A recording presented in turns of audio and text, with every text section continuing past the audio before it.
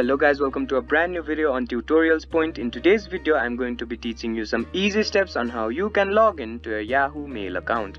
Before we start the video, don't forget to like, share and subscribe to the channel for more such useful tutorials. Without further ado, let's move on to the video.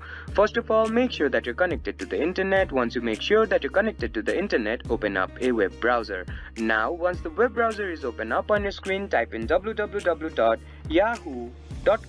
and hit enter.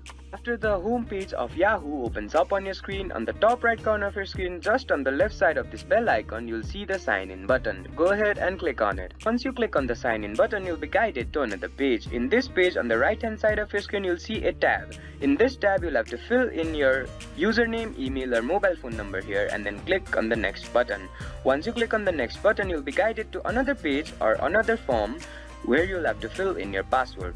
Once you fill in your password and then click on sign in, you'll be automatically signed into your Yahoo account. You can also sign into Yahoo using your Google account by just clicking on this button. I hope this video helped you to log in or sign into your Yahoo account. Don't forget to like, share and subscribe to the channel for more such useful tutorials. Thank you for watching.